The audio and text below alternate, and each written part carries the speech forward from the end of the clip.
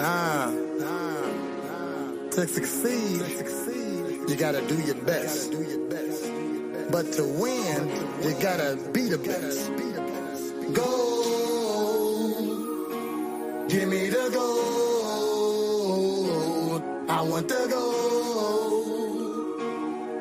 The goal is to be in first place on my kids, yeah. All I know is double time and do it big, yeah. Out here on my hustle slime, I'm out my grid, yeah. Struggle ain't a trait of mine, I'm on my biz, yeah. And I won't.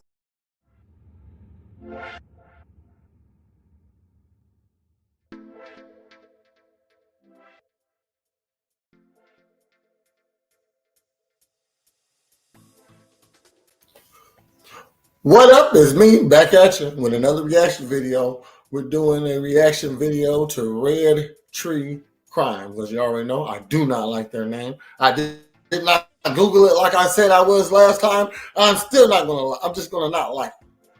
Okay, but I love their channel. The channel's great. I'm sure Red Tree Crim means something. Red Tree, whatever. You know what I mean? It means something. But on their channel, what they do is they create educational videos that showcase police interaction with criminals behind the scenes. They're here to educate people in police tactics and psychology behind the interrogations. Okay, so this clip we got here is called "Stephen Thought Murder Was the Easy Way Out." That's never the easy way out, my nigga. Okay, so let's go ahead and get to it. I'll try to keep my commentary down to a minimum. No promises, those. How? Nah, didn't even push the button. Let go. Damn, come on. Everything I've tried to do, everything I've tried to be is done because I made a mistake. I didn't really even lose my cool. I just tried to move you away. I just did. Get a lawyer. Sorry. This is Trisha Todd and Stephen Williams with their 3-year-old daughter, Faith. The couple worked together in the United States Air Force during their 11-year marriage. Their marriage would end in divorce, but because the couple had known each other since they were children, they remained friendly, and Stephen was allowed to see his daughter whenever he wanted. After the divorce, Trisha would take their daughter and move to Florida, where she found a job at a hospital while she studied to become a nurse. Stephen would remain in the Air Force, stationed in North Carolina, but would make regular trips to see his daughter. And I've been involved with this case from the beginning, okay? And I've seen everything that we have. I've seen all the interviews. And at this point, I know we've come in and we talked to you over and over and over again. We've talked to you in Raleigh, we've talked to you here. And we've always talked about the past. What happened that night, what happened that night, what happened that night. What I want to do is I want to kind of talk to you about the future, where we're going from here, okay? Now, you've already heard about all the stuff that we got. I mean, there's no question about what happened that night. On April 26, 2016, Stephen drove from his home in North Carolina to Florida, and he rented a hotel room so he could visit his daughter. Trisha would drop Faith off to Stephen that night, then leave and go home. The following day, she was supposed to pick up her daughter and go to work, but she never arrived. We know that it's more than you're telling us. We know that you were involved with her death. We know that, okay? So the question is not what happened or anything like that.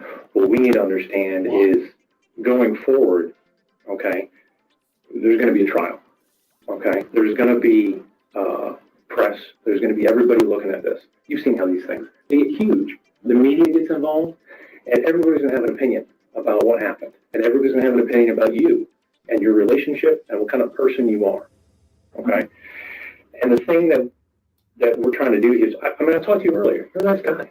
I like you. I mean, I think we could be friends, you know, in different circumstances. But here's the thing. You know, there's going to be two narratives going forward, okay? And what I want to do is try to give you the opportunity to kind of tell me more about what narrative actually happened. Trisha's family would go to her home to see if perhaps she had overslept or an accident had occurred.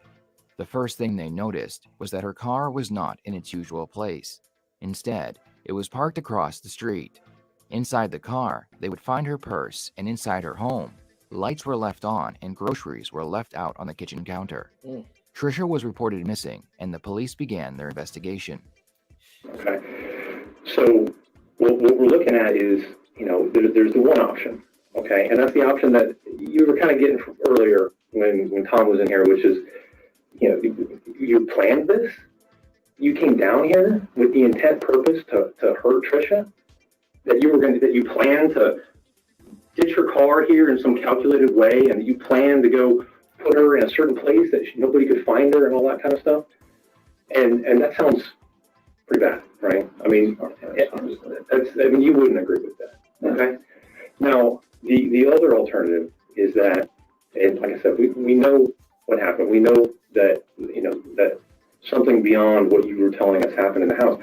But I think the more likely story is trust me, I've been here. You haven't seen me before involved in this, but I've seen you, okay? I've done a lot of research in your background, and I know what it was like with Trisha. I know what kind of stuff you went through. I know she had a wild streak when she was younger. I know what she did. She came after you, in that domestic thing that happened before. I know how that started, okay? We've seen the reports. We know how it all happened. We know she went back and said, no, the whole thing was made up because she started, okay? What I think is more, to me, having known you, having known the background of everything between you and her, everybody's going to have their own opinion. But I can see that. I think probably what happened was something more like she started something that night. Stephen claimed that Trisha had dropped off Faith to him, but then left and never returned the next morning. He said that perhaps his ex-wife was going for a walk because she wanted to connect with God. Stephen said that she would do this often and she would always be alone. The police looked into this possibility and discovered that she did in fact go for long walks on the beach alone. And after searching the area and questioning some people who spent a lot of time at the beach, they came up empty-handed. Right. And, having known what her background was, having known how she treats you, okay, I've seen text messages. I've seen what she says to you, okay? I know what kind of stuff she's always bitching at you about stuff. I get that. I see that, okay? So I could see how that would kind of go that direction that night, all right? So what I want to do is try to set the stage so that you can actually tell the narrative about what actually happened, which is not that you planned all this, okay? Not that you planned down here to come down here and kill her and send her out in the woods like some sort of mass murderer. I mean, really? I mean, that seems kind of ridiculous, okay? It seems far-fetched, like you said, okay? And I don't think you planned all this. I don't think you're capable of that, okay? I think what happens is sometimes things just get out of hand. With nothing else to go on, the police began looking into Trisha's personal belongings, like her diary and her cell phone. The diary held information that even her own family did not know. It revealed that Stephen wasn't the person everyone thought he was, and that the divorce was not as friendly as they wanted everyone to think it was. Stephen was abusive, both physically and mentally. The diary told a story of a man who would become extremely angry and violent. Stephen would take out his aggression not only on his wife, but also on her 2 little dogs. Okay, you agree with that? Sometimes, people start doing something and they cause something to happen, okay? And I'm not saying you wanted this to happen, all right? But I know you were there when it happened, okay? What we want to understand is what actually happened that night, okay? And I know you were there, and I don't believe it was your fault, okay? So what I imagine something to be, is maybe you guys got in an argument. Maybe it was over the computer, maybe it was over the gas, maybe it was over whatever, okay? Any little nitpicky thing that she's going to get on you about, which she always did. I get that, okay? And things got heated, okay? You're down here to try to see your daughter, okay? You're a good dad. You're trying to be down here to spend time with somebody that you care about, your daughter. And Trisha's here again, and unfortunately, Faith wants to see Trisha. And Faith is calling for Trisha. I'm sure that doesn't make you feel that good. She's trying to spend time with your daughter, okay? But it's, and Trisha came over, but then things started getting kind of ugly, okay? And I'm sure she started it. And you didn't want to get involved in that, okay? But if she starts pushing things, she's not going to back up. She's unrelenting, okay? I've seen this, okay? I've seen the history. I've seen the background of how this works, okay? So The police checked surveillance cameras between Trisha's home and the hotel Stephen had been staying at. That's when they saw footage of Stephen driving both his car and Trisha's car on that same night. More footage would place Stephen near Trisha's home as well. The police would finally have enough evidence to arrest him and bring him in for questioning. what I could see happening is that maybe she came at you and, I mean, just defending yourself, she falls. Maybe you didn't realize how hard you pushed her out of the way, but you're just trying to defend yourself. You see what I'm saying? I'm not saying that you tried to hurt her, but I'm saying that it's clear that something happened there, and that resulted in Trisha getting injured to the point where she was deceased. Okay, and then beyond that, I can see, putting myself in your shoes for a minute. Okay, I see that you're a hard worker. Okay, you've rose through the ranks. You're in the Air Force. You've been there, what, 11, 12 years, you said? I mean, that's a long time. That's a career. You devoted your life to that career, to this country. Okay, you've got your daughter to think about. Okay, something happened. It's Trisha's own fault. Now she's gone. I mean, there's nothing you can do about that. At first, Stephen denied knowing anything about what happened to Trisha, but eventually admitted That nigga look like a murderer. Like that bald head. Look at his eyes. It's the eye. You see his eyes? Dead on the inside. to finding Trisha dead, and because he was scared, he disposed of the body. The detective now knows that Trisha is dead and that Stephen had at one point handled the body, but Her eyes. Right. Might have been a nice lady. they need him to confess to the crime. And so your first plan, I mean, you told us that your plan was that you were just going to take her back to the house and you were going to leave her there, which I understand, because she's going to be back by her house and people are going to find her, and then maybe they'll look other places. You know what I mean? And I understand that. Okay, and that's what you told us. That was kind of your first thought. So now we're going to go back to the house. Okay, and of course, Trisha, being the way she is, there's no gas in the car. Typical Trisha. And I mean, come on. I mean, how hard is it to go fill up a gas tank? I mean, really? It's not that hard. It's not that hard. You got to think ahead about this type of stuff. I never let my gas tank go below a quarter of a tank. That's me. But I pay attention to that stuff. My wife, she'll run that gas tank out all the time. And then next thing you know, I got to go out in the middle of the night because I got to run and get groceries or something. I'm also getting gas because she didn't think ahead about it. Okay, slightly. And the only thing that I can do at this point, and like I said, I think you're a good guy. I've talked to you. You're a nice guy. Okay, I don't think that you were a cold-blooded killer who came down here with the explicit intention to murder her. Okay, I don't think that's the case. Okay, but right now, I can't say otherwise. I can't say that there was an accident because you're not telling us something other than that, okay? We have all this evidence. The detective is explaining to Stephen that they have all the evidence they will ever need, but they want to give him a chance to explain what happened so he does not look like a monster. It's a great tactic that interrogators will use, and the goal is to make the suspect believe that they have enough evidence to send them away forever, and the best thing they can do for themselves is to be honest and show remorse. Yeah, you do. Okay, and I know that you were in the house. Like I said, I can prove that I didn't do anything to her. And that you're not hearing me. Okay, you're not hearing me. Okay, I'm not saying that you did anything to her on purpose. I'm not saying that you hurt her. I'm not saying that you laid hands on her. Okay, but I do know that you know what happened to her. A jury could completely understand this. I did. I didn't know what to do. I don't plan. So explain to me. I don't know what you do in these situations. And I know you didn't plan this. And that's exactly what I'm saying. That's why I'm trying to give you the opportunity to explain to us how it happened. Oh, he breaks it. Because it was not planned. You did not attack her. You did not try to kill her or try to come down here to kill her. Never. But things happen. we need to understand what it was that happened in that house.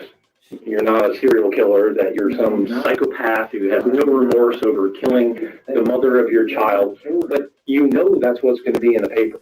You know that's what's going to change that. You can change that. You can change that right now. Yes, you can.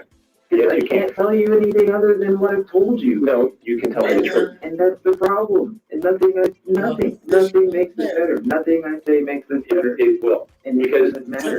there's Pop a 'em over huge the head. difference between we got an argument, it got physical, she started it, she got hurt. And that's any better. That's no better. No, tell me. The same scenario. That is miles better. The detective continues talking without taking a break for almost 30 minutes as he explains the situation to Stephen. The detective does not want to give Stephen any time to think up another lie or another scenario. And the best way for him to do this is to keep Stephen focusing on what he is saying. This makes it very difficult for Stephen to listen to the detective and, at the same time, think about a solution to his problem. To tell us what actually happened in the house. Because sit here and tell you that she attacked me, that's just another different story that you're just going to be like, well, that's 5 different stories he's telling now. And that doesn't help either. So what do you want me to tell you? What do you want me to tell you, Dan? I want you to tell me the truth. I'm telling you. Get a lawyer. Okay. Never did anything to Lawyer. injure her or hurt her. My only mistake is I didn't just accept that this is the situation and call 911. That's what I should have done. Did she I attack didn't you? take her to the hospital. I should have just did that. Instead, I just panicked and I just tried to get away from it all. Is what I wanted. I just wanted nothing to do with all that. But you That's panicked. not me. I just panicked. You panicked because of what happened, because you thought it would come back on you. Because it does. Like in the past, even I didn't do anything to her, but So because of how it But looked. here's the thing: people fall down all the time. People get hurt. Okay, it's not uncommon. Okay, and we can find that out. That's not something that's difficult to determine. Okay, there's people that go to a lot of school and they get paid a lot of money to figure out exactly what happened to somebody. Okay, and I know you don't believe that, and I know you were panicking. I get that, but I know that what you're telling us about coming back from the gas station, I know that's a lie. I know that's a lie, and I can prove that's a lie. And I don't want that to be the last lie that you tell us. I need you to tell us the truth. Because I don't know anything else to tell you. You do, and I know you do. It's another story, and no matter what I tell you, it's not going to be the truth according to you. So what do you want me to tell you then? Here's the thing about the stories, okay? Every time you tell us some version of what happened, it gets closer to the truth. And I appreciate that, because So then I say, oh yeah, she attacked me, and you come back in here like, okay, so you attacked her. Like, no, that's not what I said. So then you're just going to have me going down this rabbit hole of different stories now. You breaking. I don't want that either. like I told you, okay, I can prove one thing, okay? I can prove that you were at the house with Trisha when she was injured. I can prove that. So the question lies with you as to, you're the only one who was there with her. Like I said, you're the only person who can tell us what happened. So this is your opportunity to tell us what happened in the house before you left. The detective is using a very basic tactic as he tells Stephen that he does not believe he committed the crime on purpose and that he believes it was an accident. This gives Stephen the option to confess to the crime by creating a scenario where Trisha lost her life by accident. And when this happened, Stephen panicked because he feared the police would think that he committed the crime. This fear would cause him to hide the body. The goal is to get Stephen to believe that he will receive a lesser punishment because it was an accident, so in exchange, he will confess to the crime. But if you stick with that story and I can prove that it's a lie, everyone's going to assume the worst. They assume the worst. If I sit here and say, yeah, we argued, she attacked me, then they're just going to assume, okay, you being the bigger, stronger person, you hit her or you did something to her or you in some way hurt her, and that I never, ever would do that. I'm not asking you to make up a some story. murder bag. I didn't come down there with some dubious plan. I didn't. Exactly. I'm not that kind of person. And that's what I'm saying, is that you're Stop talking like a bitch. Continue. not that type of person. But by continuing to lie to us about what happened and when it happened, you're opening that door for everyone to assume it. And you know everyone's going to assume it. But I can prove that's not true. That's not how I want to end this report, because everybody wants to know what happened to Trisha. If Trisha had an accident, if Trisha came at you when she fell, She clearly had an accident because I didn't do anything to her. so what? I didn't do So what happened? I never hurt her. I didn't push her. I didn't shove her. I didn't do anything to that woman. So what? So what happened? I didn't do anything. I'm not saying you did anything. I'm asking. That's not the question I'm asking. The question is, what happened? Because, like I said, I know you were in the house when it happened. He's smooth. I know you were there. Oh, I can prove that you were there. And if you don't tell me the truth about what happened now, you might you're gonna not. Don't worry about the media. Don't worry about what your friends and family are gonna think. Don't worry about all this. That's really not. You're gonna have a jury. That's my deciding your I fate. feel like no matter what I tell you, it's not going to make a difference with them. It's going to make a huge difference. Tell you another story of we had an argument and fought. And then they're going to be like, well, what happened to the other 2-3 stories he told? Why wasn't this the story? Because you were scared. I'm I scared. understand you're scared. Now I was scared then. I'm scared now. You've been scared throughout this entire thing. You're actually Lawyer. you look like somebody who's planned this and look like somebody who came down here to murder you. But I can see they're actually the action looks like of someone who was scared. But you need to explain to them that you didn't just come home and you saw that she fell down and you got scared. That doesn't make sense to a jury. They're not going to buy this. They're not going to believe you.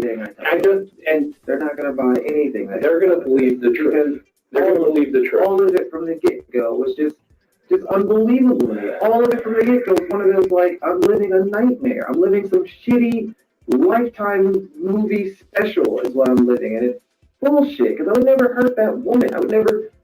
So tell us what actually happened in the house. The detective uses one last strategy by telling Stephen that he is a good guy and that his ex-wife can be a lot to handle. He tries sympathizing with Stephen to make him feel like what he did was provoked by Trisha and that the jury will understand the situation. At this point, Stephen wants to confess, but he fears the consequences. He tells the detective that if he tells him another story, nobody will believe it because it would be the third time he changes his story. Stephen is fishing for an answer from the detective that would make him feel far more comfortable to confessing. The detective is smart and tells him that people would believe him because he was scared, which is why he lied. Stephen is very close to confessing. He just needs one little push in the right direction. She was trying you. You wanted to talk to your daughter. You wanted to be there for your, because you don't want to just abandon your child. You don't want her to not have a father. You're doing a good job. That's what I could. And so, because of the military and for living in Florida, I can't always be there. But yeah, I'll try to be there as much as I can. And that's why that night you gave in. You said yes. I know. I have a daughter. Daughters always get what they want, no matter what. They always get what they want, no matter if you don't want it or not. She wanted mommy. She's getting mommy, even though you didn't want that. So I know that your plan was not. How ridiculous is that? You planned to have a sick child. You planned to have your child call for the mother in the middle of the night. Planned to take a stupid trip to the hospital. People are going to believe that if you let them. They're going to believe you. How do you plan for your child to be sick in the middle of the night? So I know you think that the truth is going to sound worse, but you know it's not. You know it's not going to sound worse. You know it can't be worse than this narrative that people are creating about you. That people are already saying everything else already. I've already told too many different freaking versions. You told versions because you panicked. You were scared. People can understand that. People can understand that. But at a certain point, you have to realize, because you're afraid that you're going to get caught, you're going to get blamed, you're going to get in trouble. But I can tell you right now, we're there. We're there. Okay? You're here with us, not because of what happened. And we need to understand the truth about what happened. Because I know you're scared. I know you're scared about what's going to happen in the future. But before, you were panicking because you didn't want anybody to know you were involved. You didn't want anybody to know you were there. You wanted it to go away. That is a normal human response. That's what anybody would do in that situation. That you're panicking. You're panicking. It's a reason. This detective has been on his ass since this video has started. It looks like he's being so nice. He's not. I applaud you, whoever you are. You never see the superhero turn around. Reasonable That's a reasonable thought process that people can understand. But what we can't get past is you continuing to lie about what happened. And I can't. This is like watching a heavyweight match right now against the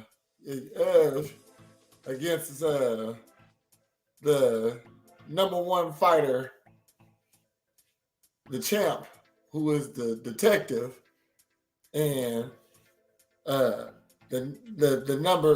number 6 fighter. Okay, the number 6 fighter, he a tough dude, but he can break. He can break. He ain't Let you continue to lie about what happened. I need you to tell me the truth about what happened. I know you were there. I want to give you the opportunity to tell me what happened.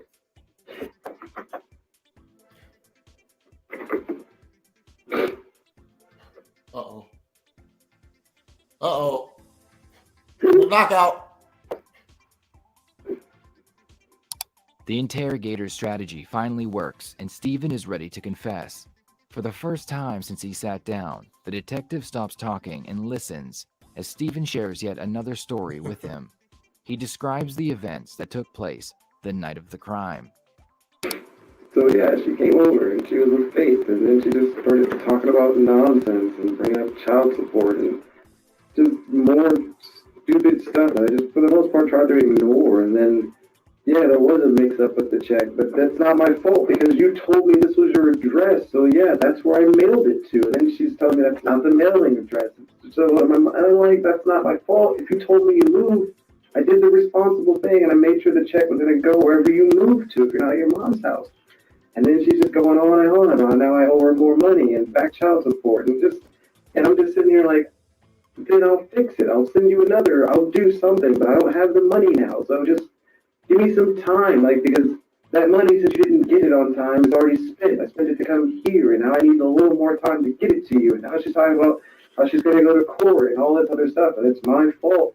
And I'm just like, this isn't even my fault. Like, you told me you moved, so I adjusted it. Like, just calm down. Like, this isn't even that serious. This is an easily rectifiable, why are you getting all out of hand about this, you know? And yeah, I know I didn't go through the court to pay child support, but every time I tried, it was just, she just stonewalled me. And like, I don't want to do that because I paid money to send you money, which is stupid.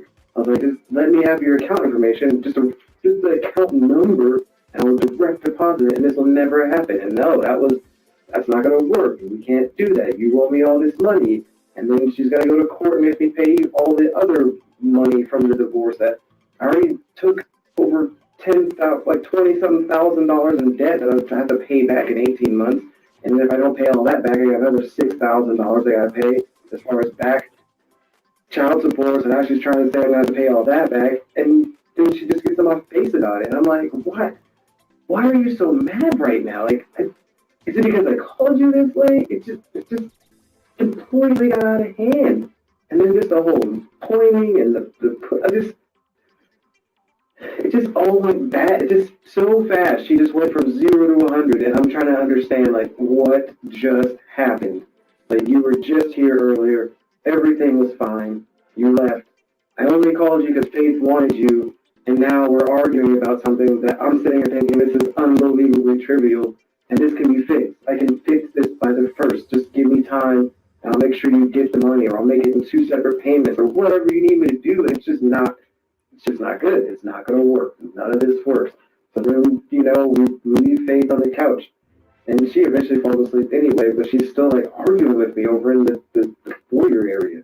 And I'm just like, please just leave then. Just go. No, I'm not leaving until we fix this. Like, just get out. Like, I don't know what you want from me, Trisha. I don't have any money for you. I don't have any cash for you. I can't give you anything right now. I spent the little money I had, which is why I drove here just to see Faith.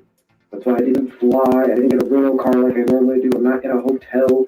Well, I didn't want to do the hotel thing, but I don't have money. Like, I paid so much money to the debt that I don't have any more money, okay? I just don't. I am, like, pretty much strapped when it comes to cash. But I'm paycheck to paycheck, and even then, I'm not making it right now. And it doesn't matter.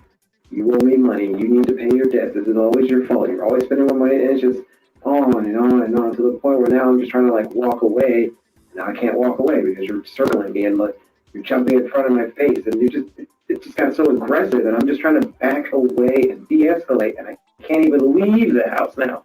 You know, I don't want to push you. I don't want to touch you. I don't want anything with you because I'm just thinking about flashbacks of before when you just blew all this shit up for no reason, and then now I'm getting arrested, but only after the fact did you go and, you know, say that it wasn't my fault. No one else knows that now, but only after the fact that I got arrested. All I'm thinking, just flashbacks. I go to push her away, and then she gets really pissed about that, and then she gets even more aggressive and in my face and pushing me back, and I'm like, would you please just stop? Like, I don't want this. I don't know what's going on. I don't know why you're so mad. I don't know if you took a freaking crazy pill all the way over here, and that really pissed her off. And it just escalated. And then I just moved her away, and then she slipped. And that's when she freaking fell. And I'm like, oh shit. I asked her if she was okay. It was like a weird sound. She didn't say I just moved her away. anything though. And then I freaking panicked. And then I just freaking panicked. I didn't try to hurt you. I just wanted you to stop being here in my face and yelling at me as I'm trying to back away. I'm trying to de-escalate. I don't want whatever this is. It's not this serious. I don't know why it's so serious about this money. It's always been so like, even throughout the divorce, every penny has just been so serious about her trying to get every dollar. Right. And I'm like, and now I made a mistake and I sent the check to the wrong address because I didn't know that wasn't the mailing address. And I can't explain where it is. I didn't even get it back in the mail until a week after that. And it just went so fast. Where the check at then? I pushed her, and I didn't push. I was trying to get her away. Just please stop yelling in my face. It's like, just, you know, like if she was at that distance, fine, but she wasn't. She's just Right here the whole time, and I'm like, please, just stop. And so I went to move her away, and she slipped, and she hit her head, and I didn't mean for that. That wasn't my freaking fault. I wasn't. And then all I'm thinking is, great, now I've pushed her and she's hurt her head and I'm done. I'm just, everything I've tried to do, everything. What I know about Red Tree Crime, okay, at the end of this, you're going to break it down. They're going to show some evidence how he didn't just move her. He probably picked her up, slammed her on her shit. You know what I'm saying? Something crazy. You know what I mean? I've tried to be is done because I made a mistake. I didn't really even lose my cool. I just tried to move you away. I just did.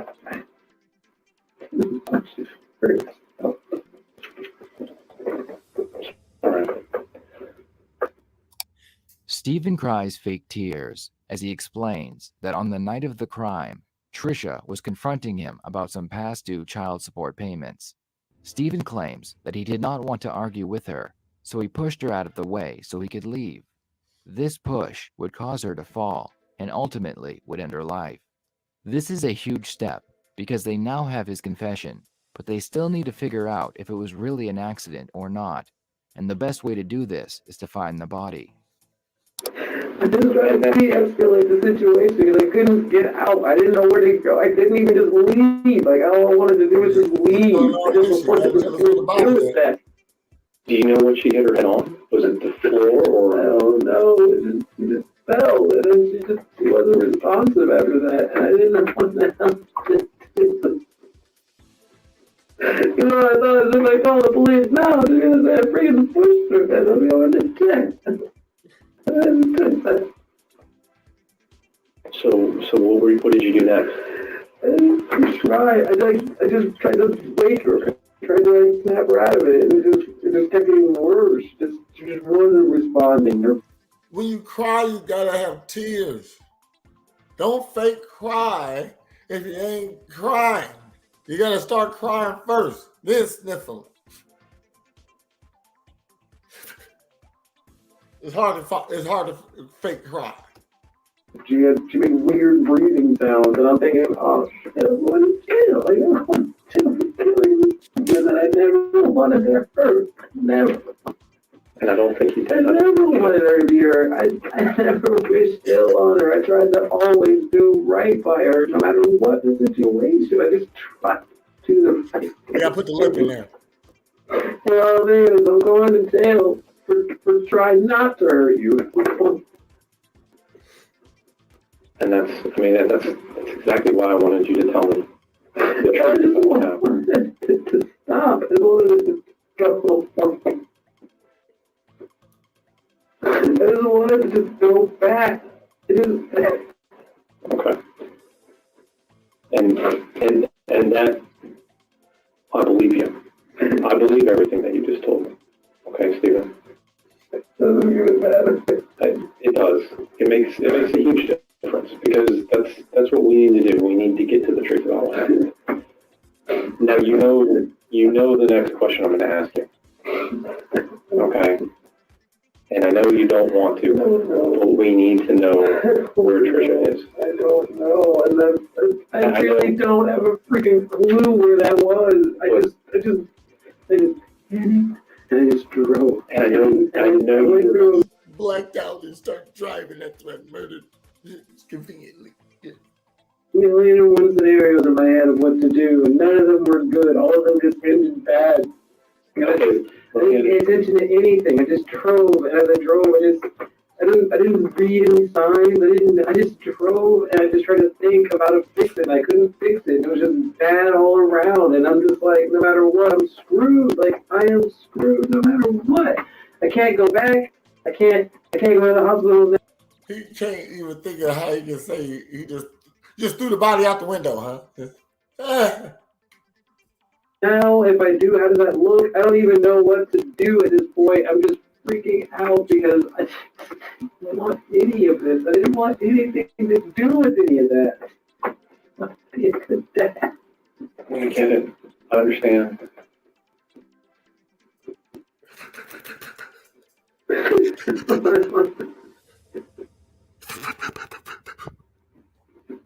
Stephen claims that he has no idea where he left the body. As he is questioned, he does his best not to give any straight answers because he knows that if they find the body, he will spend the rest of his life in jail. Stephen continues to try and make himself look good and even tells the detectives that Trisha looked calm and peaceful as he left her body in the woods. Here's what I need. We have so many people are looking for her and want to know where she is. Okay. Will you continue to work with us to try to figure out where she is? You will? No. I know you don't think you know. But I need you to give us an honest effort to try to remember. It just was just dark. It was terrible. So you drove for a while. It was just dark. Let me just talk through this a little bit, okay?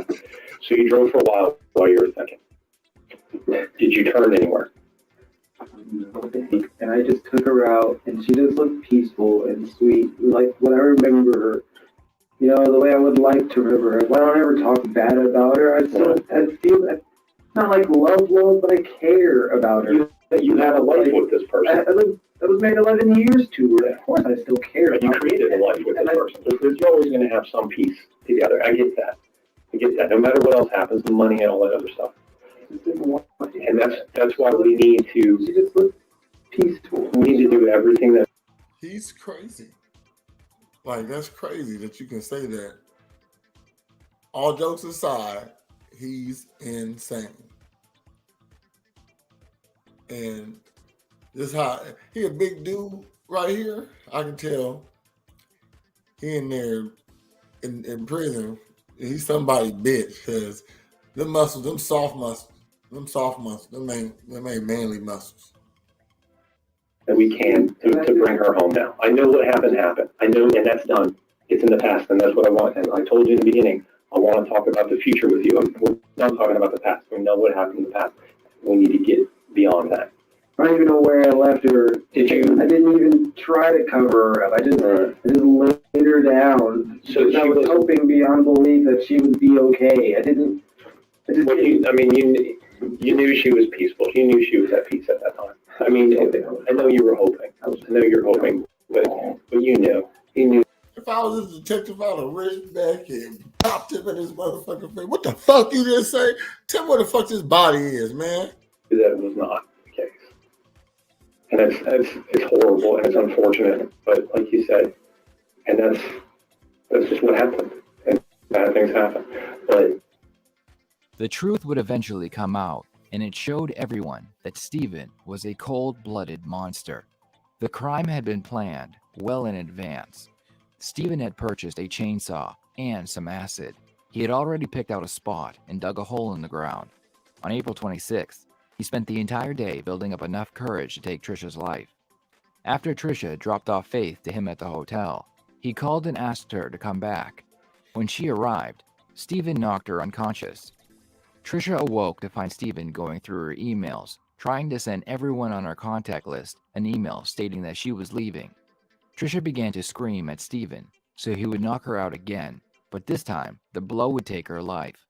He put Trisha in her car, but the car would have no gas, so Stephen would have to find some, which would lead him to being on multiple surveillance cameras.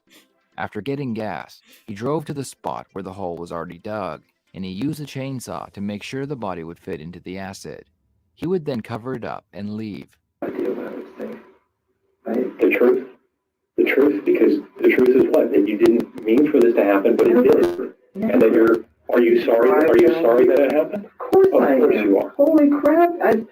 I wish I could have found another way to de-escalate it, but she just wouldn't let it go. She just kept pushing the issue about money, and all I'm thinking is, I don't have any money anyway. Like, just wait till the first, I'll fix it, just I don't know why it's such a big deal. I know.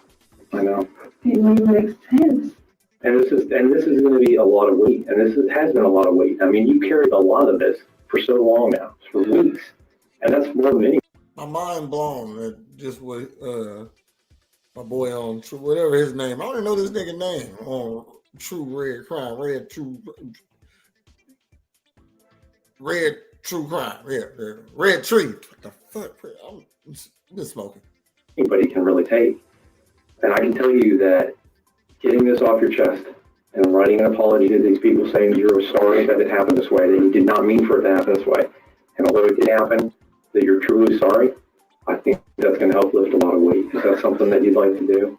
I don't feel like a sorry means anything to anybody. You'd be surprised. Point of a sorry. You'd be surprised. Shut the fuck up. People want to know that. You got a bitch. In exchange for a 35-year sentence, Stephen led them to the location of Trisha's body. 35 years is far too lenient for this type of crime. A man who can take a life like this and show no remorse will have no problem taking another life. The court wanted to please the family by giving Trisha back to them, but in exchange, a cold-blooded killer will be back on the streets in the year 2050. I hope you found this video informative, and if you did, please think about subscribing. It's free and it really helps us out. Thank you so much for watching. I'm subscribed, sir. I'm gonna give this video a like. Hold on.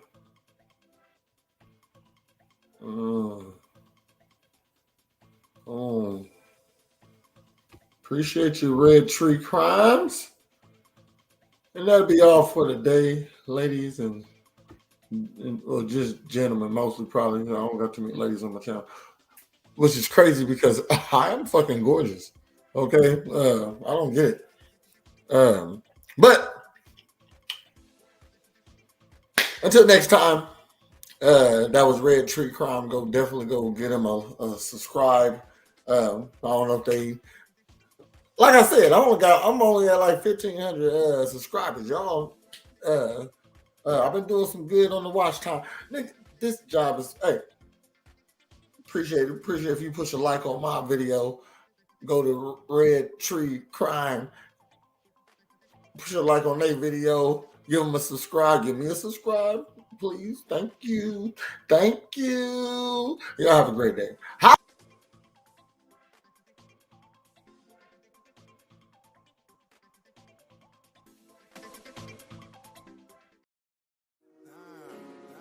To succeed, you gotta do your best. But to win, you gotta be the best. Go. Give me the goal. I want the goal. The goal. in first place on my kids, yeah.